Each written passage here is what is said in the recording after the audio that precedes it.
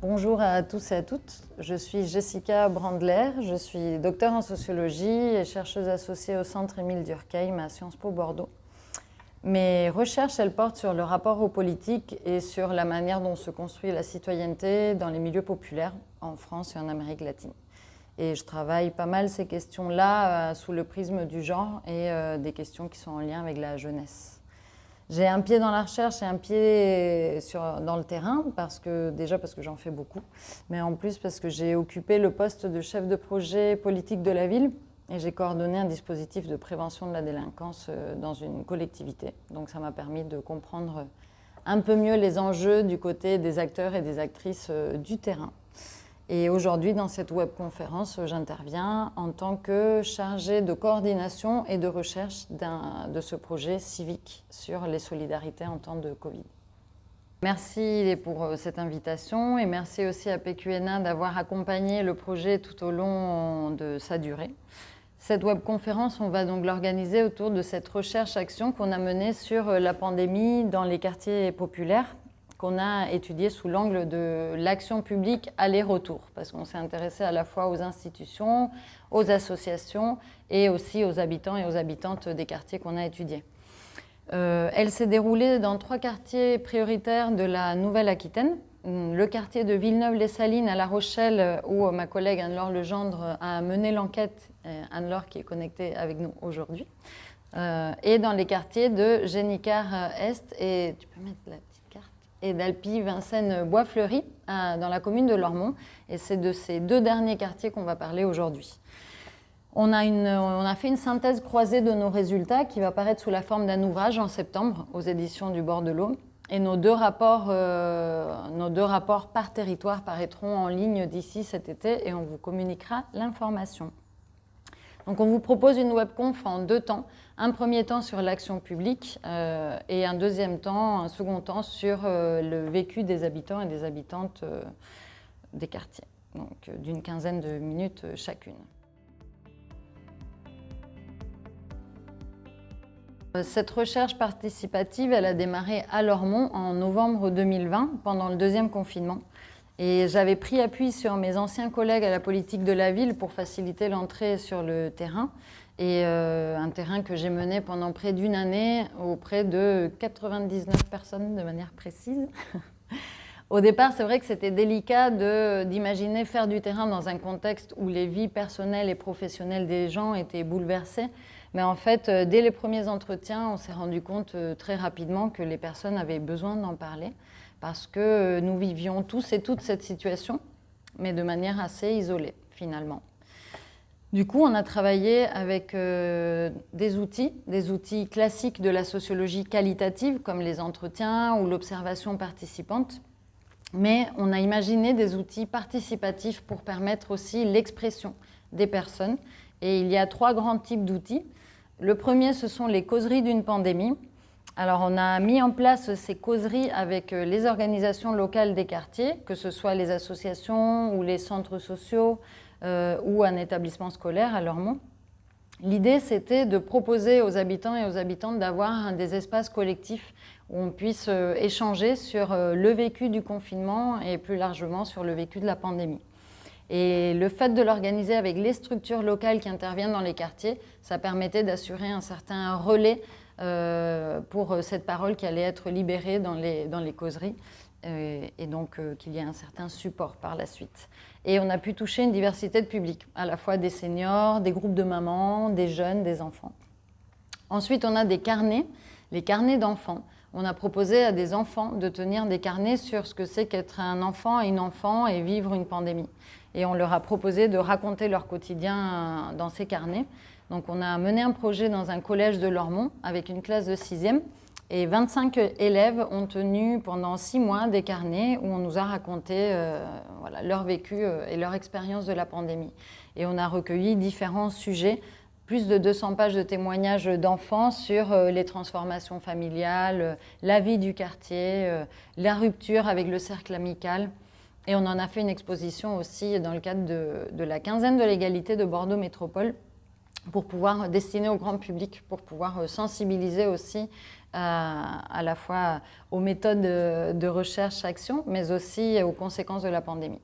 Et le dernier outil, ce sont des reportages photos et sonores qu'on a menés aussi avec les habitants et les habitantes, parce que dans les récits, il y avait une dimension sensible et sensorielle du vécu de la pandémie. Il y avait vraiment des choses autour du son, de la lumière, de l'ambiance du quartier qui revenaient souvent et qu'on a voulu essayer de capter, de documenter. Donc de là sont nés des reportages photos qu'on a menés avec un collectif d'artistes qui s'appelle Les Associés, et notamment avec Joël Pérou à la photographie et Frédéric Corbion à la prise de son. Et ça a été pour nous un moyen de nous intéresser à la diversité des profils des habitants des quartiers et à la diversité des expériences, en même temps qu'on cherchait à comprendre qu'est-ce qu'il pouvait y avoir de commun dans ce vécu.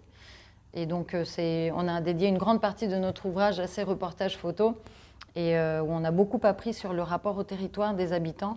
Et c'était aussi un moment très humain dans cette intimité qui a été partagée avec nous.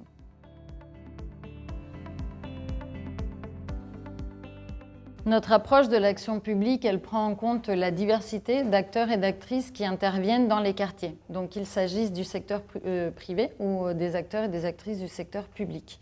On a travaillé sur l'action publique comme un système d'acteurs et c'est ça qui nous a intéressés, de voir comment il a pu fonctionner ou pas dans ce contexte. Alors pour étudier l'action publique, ou plutôt la gestion de la pandémie par l'action publique, il y a déjà une première question, c'est la question des temporalités. Parce qu'il faut prendre en compte les différentes temporalités de cette gestion de la pandémie, parce qu'on a des registres d'action et des problématiques qui ont évolué au fil des mesures sanitaires. On a eu le premier confinement de mars à mai 2020, qui a été appelé aussi le grand confinement, puisqu'il y en a eu d'autres par la suite, où les professionnels ils ont fait l'expérience à la fois de l'interruption des activités ordinaires, mais aussi d'une activation importante autour de missions spécifiques à l'urgence de la situation. On a beaucoup parlé du soutien matériel qui a été apporté aux habitants et habitantes les plus fragilisés, mais on a peut-être moins entendu parler du soutien psychologique et social qui a été apporté aux habitants. À Lormont, par exemple, le CCAS il a mis en place une plateforme d'écoute à destination des habitants et des habitantes qui a été très sollicitée depuis le début de la pandémie. Ensuite, on a eu le déconfinement, qui a été aussi une période très intense pour l'action publique parce que, et notamment dans les QPV, il y avait de fortes attentes autour des reprises d'activité et les acteurs et les actrices ont dû apprendre à imaginer, à fonctionner avec toutes ces mesures, la distanciation, les jauges, les mesures de désinfection, les masques. Et en même temps, on mobilisait énormément d'énergie alors qu'en face, il y avait une peur de la contagion et donc une difficulté à reprendre la vie sociale. Et enfin, on a aussi ce deuxième confinement, ou en tout cas c'est là que c'est arrêté après la recherche, d'octobre à décembre, où c'est encore une autre temporalité qui se dessine, qui est un deuxième confinement qui est marqué par une lassitude, une démotivation. Chacun et chacune essaye de reprendre ses activités ordinaires, mais du coup, on a moins de moyens humains pour tout ce que sont les dispositifs spécifiques à la pandémie. Et puis, on a eu le couvre-feu aussi qui a marqué ce deuxième confinement, qui représente une difficulté supplémentaire à la fois pour la vie des habitants, parce que la vie, elle se fait au pas de course, mais pour l'animation territoriale des quartiers aussi. Après, au niveau du fonctionnement de l'action publique, il y a eu des changements plus ou moins durables. Pour agir face à la pandémie et surtout face à l'urgence, donc pendant le premier confinement, il y a eu une désectorisation, c'est-à-dire qu'il y a eu une fluidité dans le fonctionnement des organisations, où tout à coup on est sorti du fonctionnement en silo, puisqu'il y a eu une importante circulation des professionnels entre les différents services des structures et sur les territoires. Pour celles et ceux qui ne pouvaient pas occuper leur mission ordinaire, ils et elles sont allés prêter main forte à d'autres services qui étaient plus en difficulté. Par exemple, au niveau de la collectivité de Lormont, la gestion et la distribution alimentaire, elle a été gérée par les agents et les agentes de la politique de la ville, accompagner des éducateurs et des éducatrices sportifs, des animateurs et des animatrices jeunesse ou encore des médiateurs sociaux comme le cas de Safia dans cette diapositive. D'autres professionnels ont aussi aidé à remplacer les acteurs historiques de la solidarité locale qui avaient dû être en retrait parce que ces organisations elles comptent avec des bénévoles qui étaient considérés à risque dans ce contexte. Et d'autres professionnels encore ont été mobilisés ont été déployés sur le terrain pour assurer des missions spécifiques à la pandémie. Et là, je pense à la police municipale de Lormont qui a distribué des masques avec les cuisiniers des cuisines municipales. Donc, à Lormont, en tout cas, pendant le temps de l'urgence, l'action publique, elle s'est construite par le bas, en partant des besoins identifiés sur le terrain. Et en favorisant cette circulation des professionnels entre les services et sur les territoires, il y a eu une certaine circularité des actions qui se met en place parce qu'on va chercher les complémentarités pour essayer de répondre aux besoins sur le terrain. Donc ça a permis de collaborer différemment aussi, de manière plus informelle, parce qu'au lieu de débloquer une situation en remplissant un dossier en ligne, on allait passer un coup de fil et essayer que les choses avancent le plus rapidement possible. Donc ça a aussi favorisé l'interconnaissance dans les organisations, puisque certains collègues ne se connaissaient pas avant d'avoir collaboré ensemble pendant le premier confinement. Après, ce décloisonnement-là, il a aussi généré de nombreux conflits, et donc parce qu'il y a eu un foisonnement d'initiatives où il a été difficile d'assurer le suivi et la coordination. Donc ça a pu générer des questionnements sur la légitimité de certains et de certaines à agir dans certains champs d'action. Et ça a pu aussi générer le sentiment chez d'autres qu'on empiétait sur leur travail. Ces conflits sont aussi liés au retour des rapports plus hiérarchiques après le déconfinement, alors que pendant des mois, on a fonctionné dans une certaine horizontalité. Il y a un dernier aspect qui a marqué aussi l'action publique et qui est un aspect assez important, c'est les effets des protocoles sanitaires, parce que malgré les efforts colossaux qui ont été déployés par les professionnels et par les bénévoles, ces protocoles, ils ont quand même détérioré le rapport aux habitants et aux habitantes, dont la mobilisation est déjà difficile en temps ordinaire parce qu'elle se tisse grâce à une présence sur les quartiers et cette mobilisation elle repose sur des liens de confiance. Et ces protocoles, ils ont aussi modifié la manière d'accompagner les habitants et les habitantes parce que pendant un temps, on a dû privilégier la dimension plus individuelle de l'accompagnement au détriment d'approches plus collectives qui étaient plus difficiles à mettre en place. Mais elles n'étaient pas impossibles non plus parce qu'on a identifié sur le terrain des résistances aussi aux consignes parfois et aux protocoles sanitaires avec le maintien de chantiers d'insertion en pied d'immeuble ou d'ateliers d'insertion socio-professionnelle via le textile pour pouvoir continuer d'assurer une présence sur les quartiers.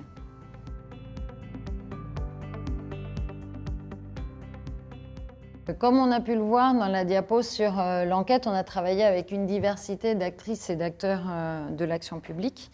Après, on a volontairement centré notre regard sur le travail associatif parce on sait le rôle que jouent les associations dans la vie des quartiers, mais on sait aussi qu'elles n'agissent pas seules et elles font partie d'un système qui leur permet aussi de jouer ce rôle avec plus ou moins de difficultés. Ce système, il a été extrêmement mobilisé face à la pandémie et autour du premier confinement, mais la capacité à agir, elle n'a pas été la même partout. Il existe des différences en fonction des échelles d'intervention. On ne peut pas étudier le rôle de l'action publique face à la pandémie sans différencier l'action publique qui se déroule au niveau national et celle qui se déploie à l'échelle locale et municipale. Les collectivités locales et municipales notamment, et les associations, elles ont été très réactives face à l'urgence, malgré donc les doublons et les conflits dont on a pu parler, et malgré les difficultés des associations à se saisir du cadre légal et des mesures sanitaires, parce que de ce point de vue-là, elles ont été plus proches des habitants et des habitantes que des institutions, manquant parfois de services juridiques ou d'autres services qui puissent les aider à s'approprier ce cadre légal. Il y a aussi les bailleurs sociaux, le travail du délégué de la préfète, la mobilisation de la métropole qui ont été déterminants dans la capacité à agir des collectivités et des associations.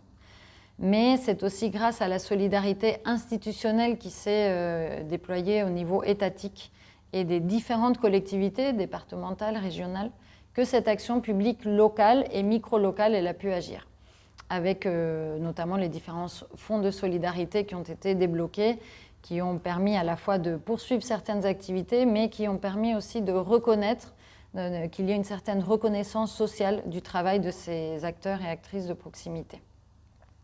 Après, la capacité à agir, elle dépend aussi de l'état du maillage territorial avant l'arrivée du virus. À Lormont, on a une forte présence institutionnelle et municipale, mais on a un faible maillage associatif et on avait une difficulté supplémentaire au moment de l'arrivée du virus parce que le centre social rencontrait des problèmes de gouvernance interne.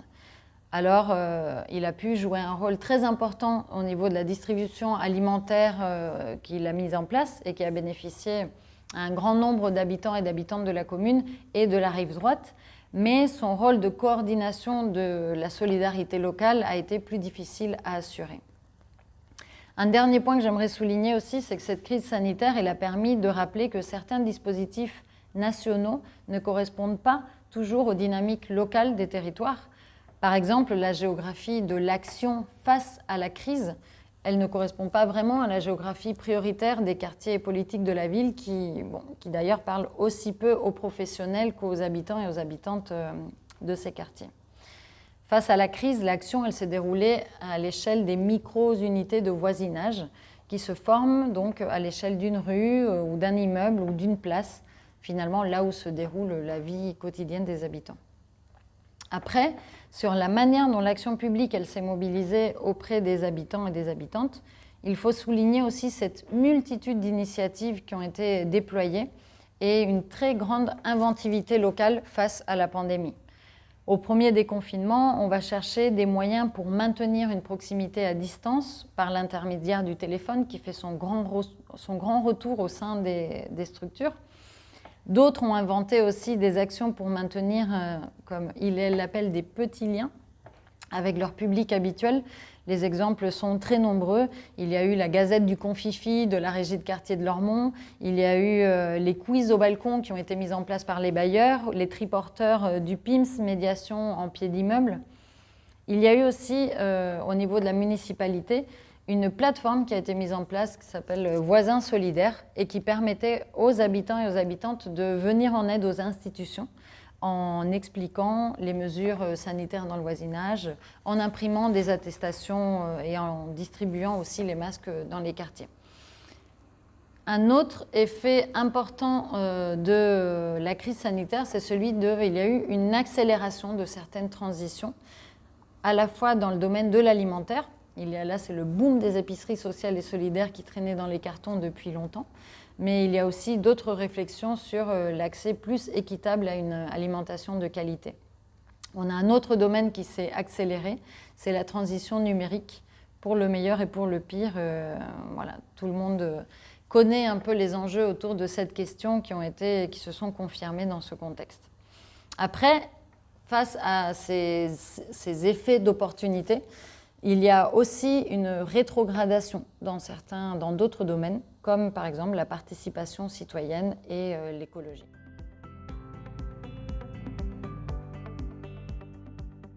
Déjà, on peut dire que les acteurs et les actrices de l'action publique ont vraiment eu cette volonté de contribuer aux efforts collectifs pour répondre aux multiples besoins que soulevait ce contexte. Même si tous les professionnels n'ont pas pu s'impliquer sur le terrain, il ne faut pas oublier que certains avaient des enfants et des personnes vulnérables à charge ou pouvaient être eux et elles-mêmes porteurs de comorbidités. On a eu aussi beaucoup de témoignages d'épuisement, des sentiments de saturation et de surcharge de travail. La généralisation du télétravail, elle a pu aussi poser problème aux activités qui s'adaptaient difficilement au numérique, en générant le sentiment de ne pas faire bien son travail chez certains professionnels. Après, il y a eu des restructurations majeures aussi du côté des métiers qui sont tournés vers le public, l'accueil des publics, et qui ont demandé de très gros efforts d'adaptation.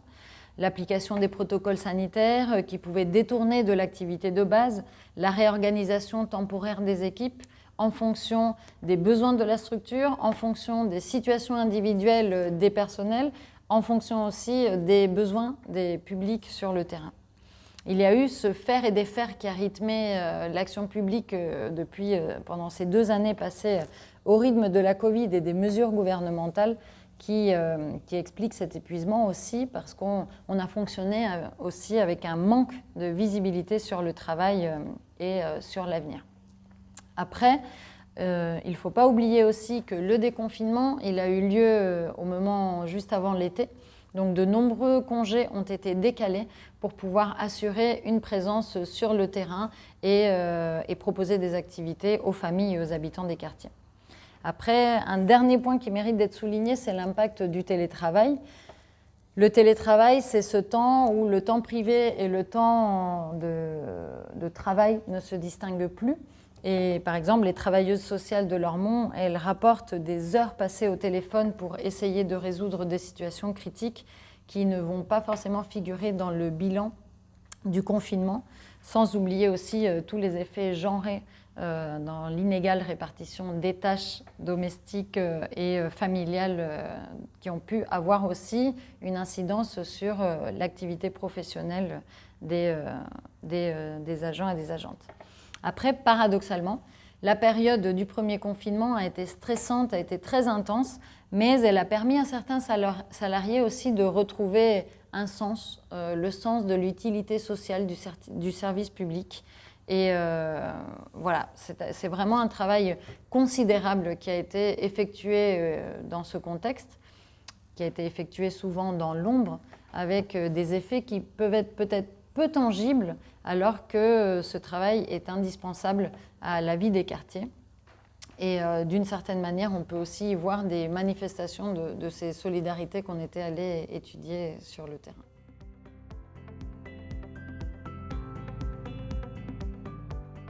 Alors, dans un sens, c'est difficile de parler de spécificité des QPV parce qu'on n'est pas allé observer ailleurs, dans des quartiers plus aisés ou plus centraux. Ce qu'on peut dire, c'est qu'il y a des caractéristiques dans les QPV qui nous ont amenés à travailler en priorité dessus, de fortes inégalités sociales, territoriales et de santé. Et dès les premières études sur l'impact de la pandémie, nos collègues montraient à quel point ces inégalités elles s'étaient aggravées dans ce contexte. Après, au niveau du vécu, il y a une grande diversité d'expériences. Mais par contre, il y a un élément transversal qui ressort et c'est le rapport à son lieu de vie. Parce qu'il y a eu un recentrement forcé autour du logement et des quartiers dans ce contexte. Et donc, ça nous a amené à réfléchir aux différentes dimensions qui le composent.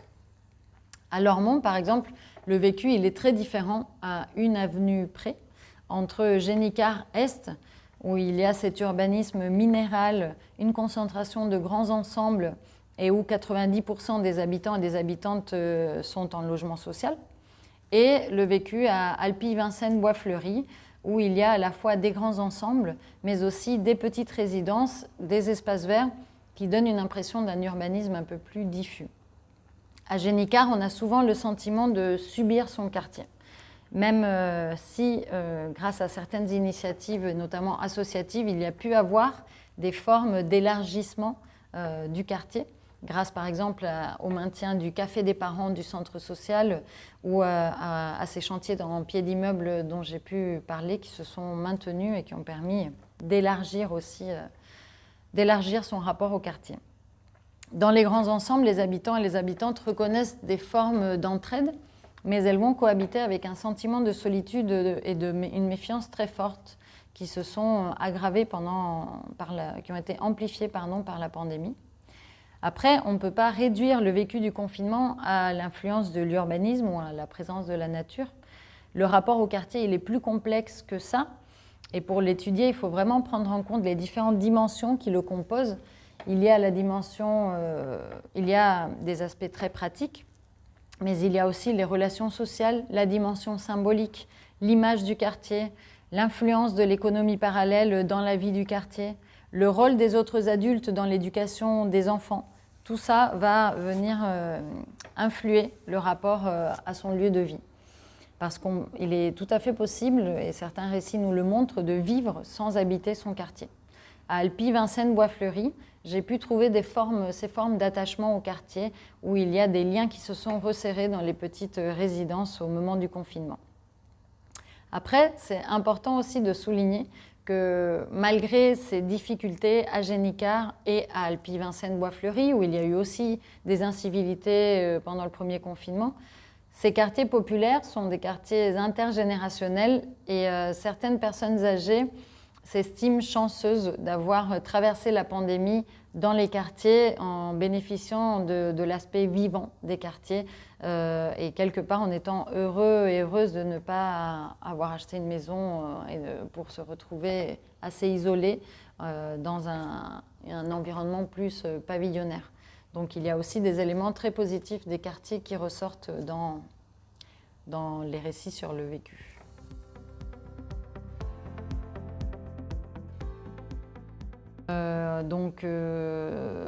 La pandémie, elle a un impact spécifique sur certaines catégories d'habitants. D'abord, que ce soit au niveau des entretiens individuels, dans les causeries que j'ai pu faire avec les seniors ou dans les échanges avec les professionnels, on constate que le vécu des personnes âgées et des personnes seules est marqué par une très forte détresse. Et là-dessus, le rapport des petits frères des pauvres de 2021 le souligne vraiment très bien. Certains seniors ne sont pas sortis du domicile pendant près d'une année. Ils et elles ont des sentiments de solitude très forts qui s'expliquent de différentes manières. Il y a eu la coupure avec les enfants et les petits-enfants, et donc ce manque d'affection a été très mal vécu et il n'a pas été remplacé par d'autres types de relations qui ont pu être maintenues. Les personnes âgées ont aussi souffert de la coupure avec les réseaux de sociabilité, et notamment associatifs, qui installent une certaine routine. Il y a eu aussi la question de la mort qui était omniprésente et la possibilité de mourir seul ou loin des personnes qui comptent, c'était une idée insupportable. Après, les travailleuses sociales du CCAS, elles parlent aussi d'une bascule des 65-75 ans. Elles ont observé une perte d'autonomie physique et mentale de personnes qui étaient en bonne santé et en activité avant le premier confinement. Et il y a eu aussi ce discours médiatique sur la fragilité des personnes âgées qui a vraiment généré un sentiment d'infantilisation et aussi qui a pu détériorer l'image de soi des personnes âgées. Et ça a pu être exprimé avec une certaine colère dans certains entretiens.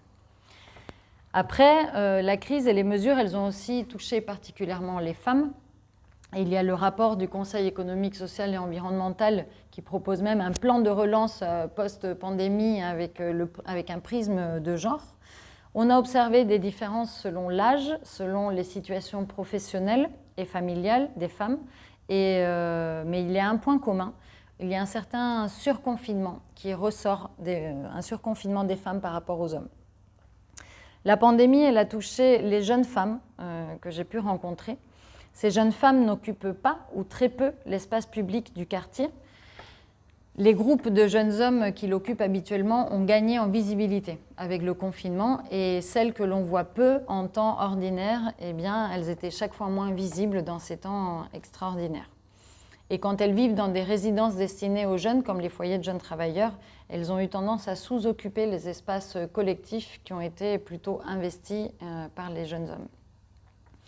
Après, la sous-occupation de l'espace public par les femmes, elle touche aussi les femmes qui sont mariées, qui n'ont pas d'enfants, et en particulier celles qui sont issues de l'immigration, qui n'ont pas de travail rémunéré, ou en tout cas pas dans le secteur formel.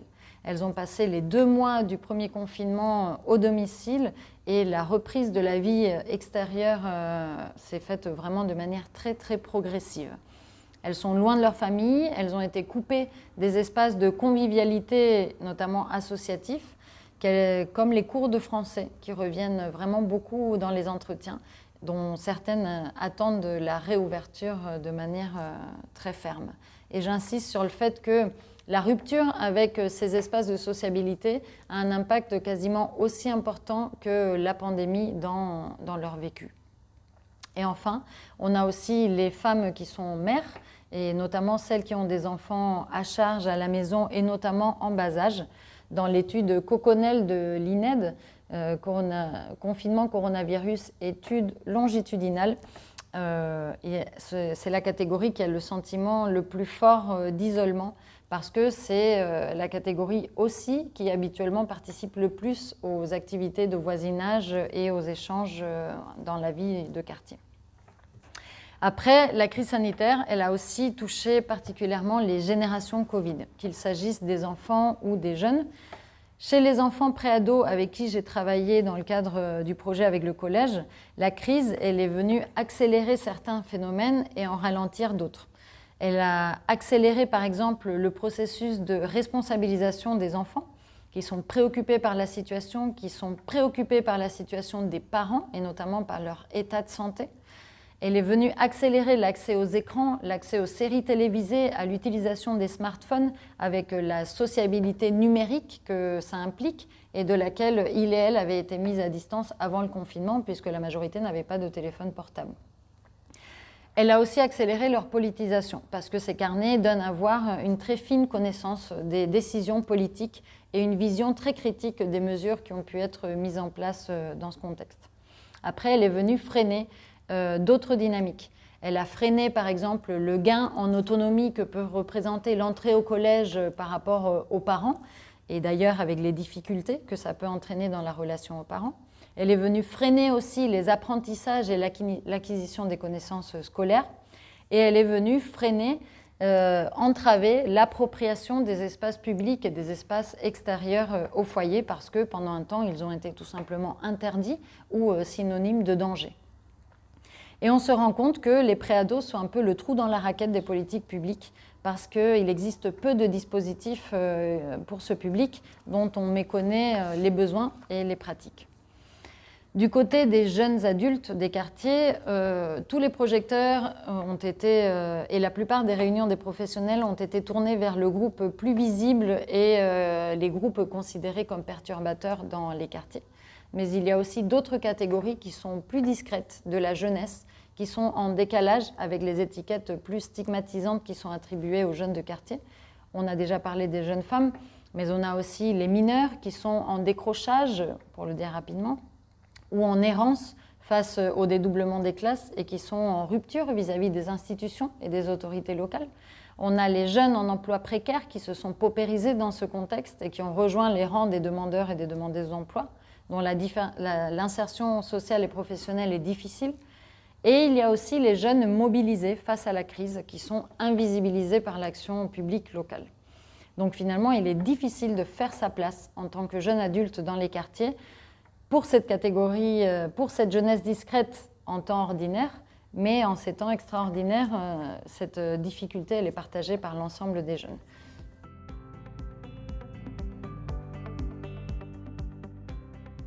Et c'est un aspect évidemment très important de la recherche. On a parlé des difficultés, des contraintes, des freins, mais on a aussi trouvé dans les récits toute une série de ressources que les habitants et les habitantes ont mobilisées pour s'en sortir. Elles sont nombreuses et de différents types.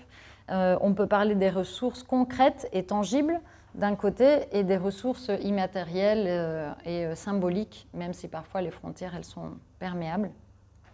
Dans les ressources concrètes et matérielles, le téléphone et Internet ont représenté beaucoup de choses, à la fois un moyen de rester en contact avec ses proches, un lien avec l'extérieur, une passerelle aussi pour s'informer, pour suivre des cours à distance, pour télétravailler, pour celles et ceux qui le pouvaient, mais aussi un moyen de se distraire.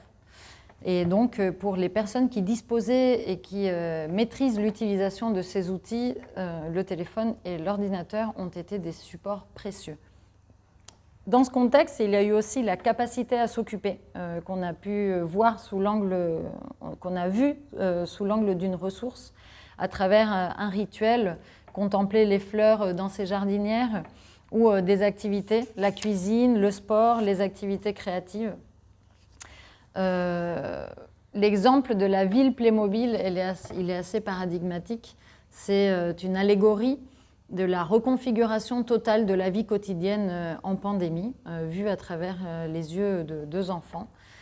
Et il y avait un Playmo au-dessus d'une étagère qui surplombait cette ville Covid, et c'était le président qui de là-haut surveillait tout ce qui se passait.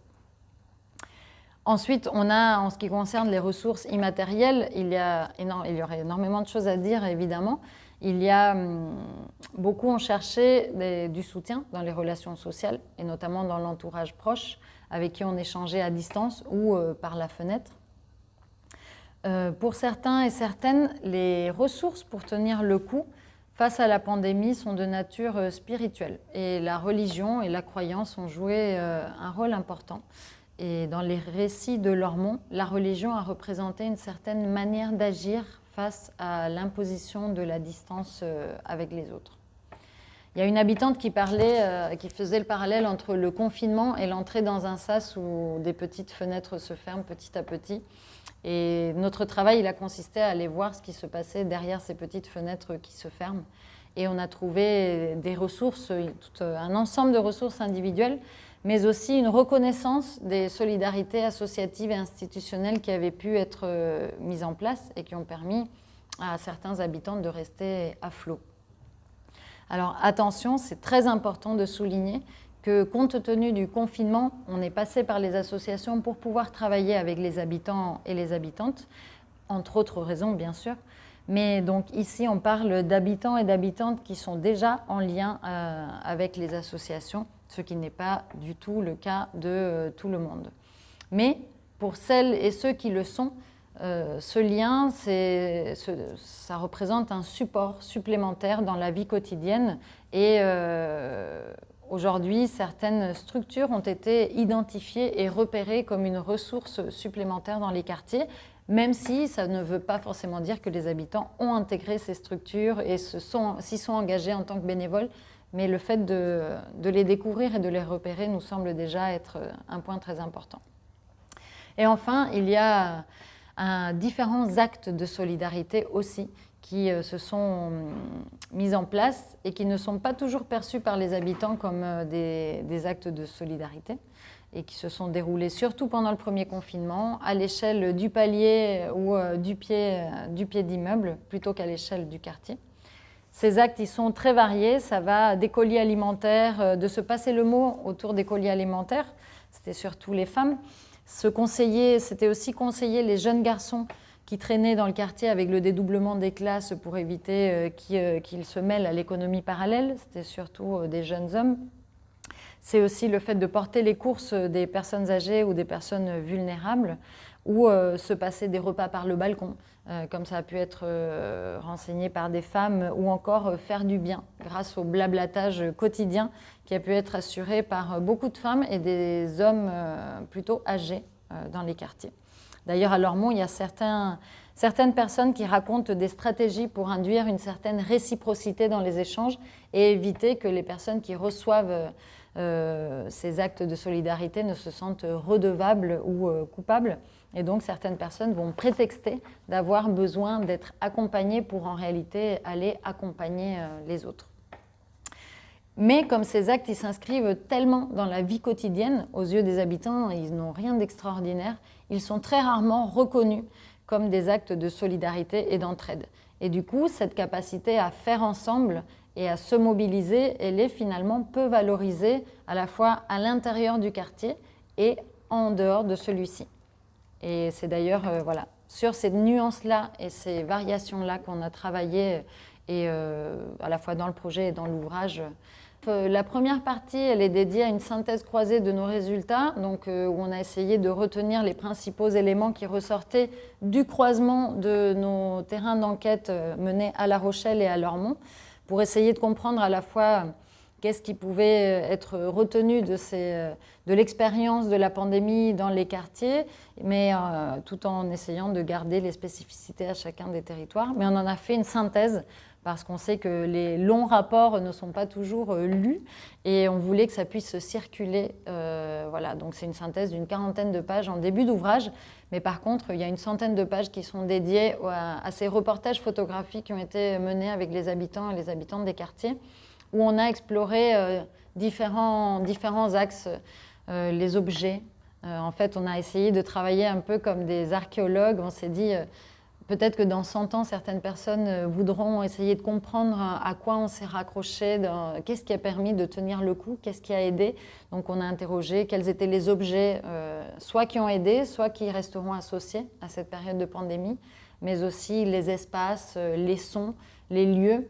Et donc on a recueilli un ensemble de choses assez intéressantes qui permettent de dépasser aussi le regard sur les quartiers populaires qui sont souvent approchés sous l'angle des difficultés et des problématiques, alors qu'il y a énormément de ressources et une diversité dans les manières de vivre les territoires qu'on voulait mettre en avant. Et donc c'est ce qu'on a essayé de faire dans cet ouvrage.